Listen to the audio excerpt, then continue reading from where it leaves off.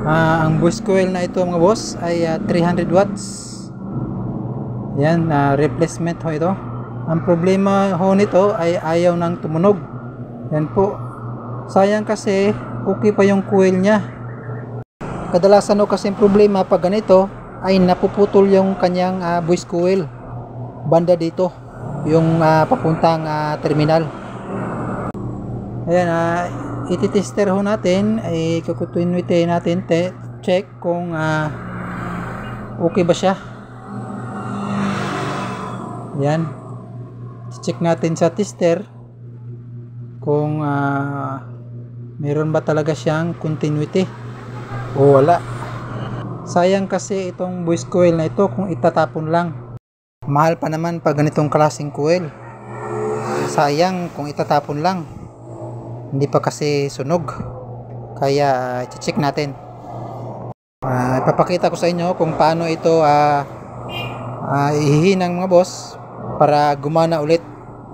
Yan, check natin. Yan, wala talaga mga boss. Wala siyang continuity. Putol yung kanyang coil. Kalimitan kasi nasisira mga boss ay doon sa may papuntang terminal niya. Diyan kasi kadalasan napuputol. Ayan, i-check natin kung saang parte ng kanyang voice coil ang may putol. Yan, ginamitan ko ng blade mga boss. Ang diskarte ko dyan mga boss ay itulak-tulak lang natin sa blade. Ayan, parang i-check natin. Blade yung ginamit ko dyan mga boss. Tinulak-tulak ko lang dyang banda dyan. Kasi pag dyan kasi kadalasang napuputol. Malalaman natin kung dyan ba. Yan, wala dyan na side. Kaya dito tayo sa kabila. Yan, check natin kung meron ba. Yan. Yan, parang meron mga boss. Ayun, tumunog siya mga boss. Dito sa parting ito ang may putol. Yan, makikita natin sa tester mga boss, o maririnig na tumunog yung kanyang buzzer pag tinulak natin sa may bandang dito. Check natin ulit.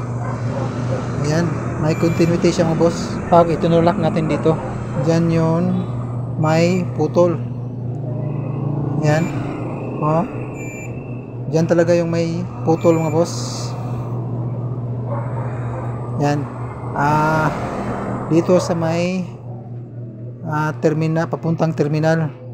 Yan, ayok muna natin yung tester mga boss. Tingnan natin kung saan banda.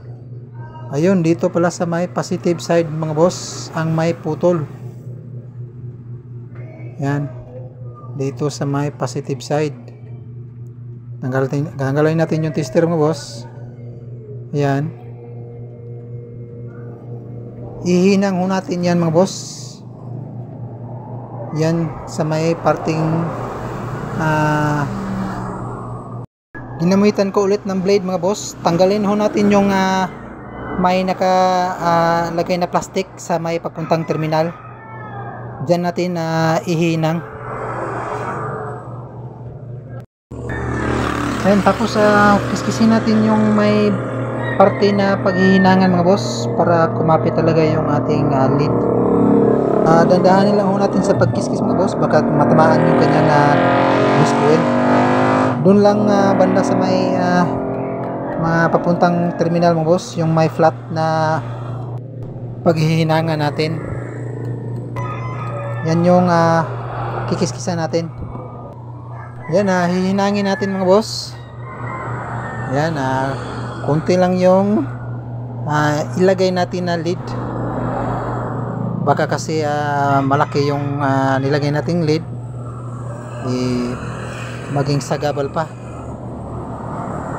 sa doon sa ating lagyanan, casing ng ating tweeter. Yan, tandaan lang, kunting lead lang ho mga boss. Doon lang talaga may banda sa putol. Yan. Yan. Okay mga boss. Yan, linisan na natin. Yan. Okay na yung hinang natin. I-check ho natin mga boss kung may continuity na ba yung kanyang voice coil. Yan, kunin natin yung tester. I-check natin kung okay na ba.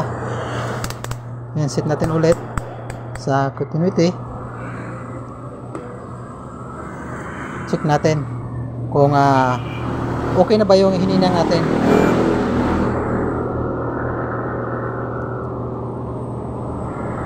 Yan. Yan. Tingnan mo boss. Tumunog na. Yan. Ganyan lang ho kadali mga boss. Pag naputol yung inyong voice coil, ganyan lang ho yung technique mga boss o paraan para gumana ulit. Sayang kasi pag itatapon lang, okay pa naman yung kanyang voice coil. Salamat mga boss.